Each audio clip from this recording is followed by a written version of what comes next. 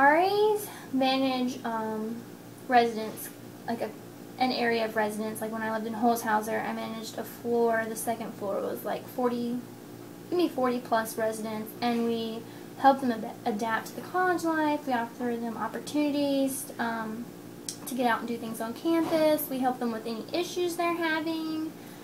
Basically, we're just there for them as a support system. You know, to be honest, yo man, I need some help. An RA is there to guide and mentor the new freshmen in their awkward transition from home living to campus living. An RA is more than a job. An RA is a lifestyle. You live in your workplace. You must always maintain a professional point of view and persona. An RA is more than an enforcer, but with family, where I view myself as somewhat of a big brother type of figure to my young, naive freshmen. How you doing, sir?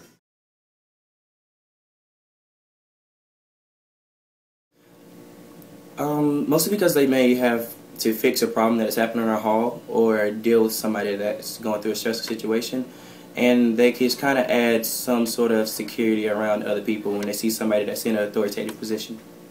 Resident advisors are important because the whole housing situation just would be an extremely chaotic mess without them.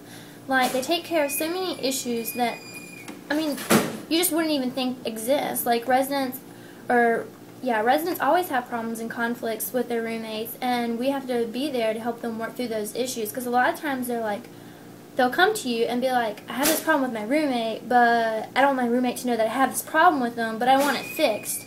So it's kind of impossible to fix that problem without telling the roommate, so we have to get them together and sit down and just fix everything in a friendly and safe manner.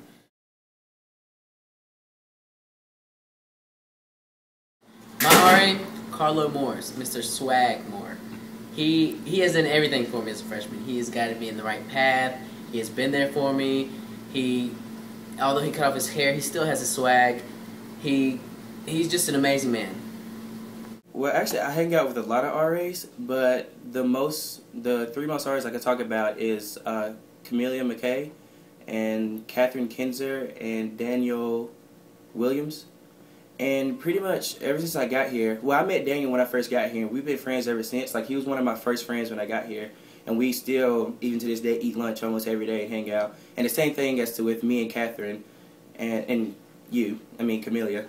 She's always been there for me, since I first got here. She kind of took me under her wing, and she was always helping me out, whether it was with our major, looking for a class, or just something going on in here.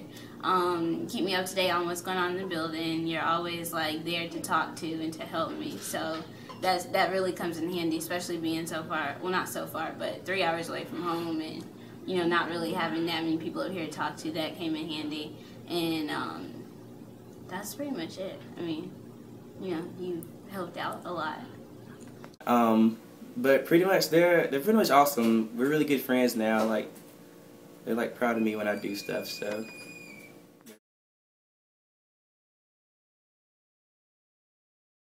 Doing nothing is not an option. So let me tell you a little story. This one time I was doing my inspections, and we have our protocol we're supposed to follow. Knock knock. We're housing residents life. Knock knock. Housing residents life. One more knock. Keying in. So I keyed in. Okay, we're gonna try this one more time. Alright, so me and Nate, we go into a room for health and safety today. The guy knew about it, his door was open, he was waiting for us to come in and everything. We turn around, up on the dressers we have, side by side, 3 rows deep, all the way across, and then cans on the back stacked in pyramids of just pure alcohol. I think I got drunk just looking at it. So this girl is sitting in front of the TV in the living room with no shirt on, her pants pulled down, and I don't know, I kind of just walked away and told her we'd be back, and it was cool. Scott, you know, in love movies when that music starts playing and there's just this connection, it's just it was kind of like that. We look at the guy, look up at the stuff, and then look at him again and ask him if he's 21. He looks up and doesn't know how to answer it at first, and then tells us he's not 21. We ended up having to document that, fail him just for that reason. And then when we come downstairs, we talked to Sarah about it, and we had to write an incident report on it. And he knew that health and safety was today. And so we came back, and she was completely cool with it. She was like, yeah, I was just chilling. We're like, oh, chilling. That's what you call it. So that's the day in the life of an RA. The students that were interviewed in this documentary have explained the duties and influences that RAs have on the cultural community of campus residents. Campus residents require attention, direction, and maintenance. The experiences that these college students endure give meaning to the RA position.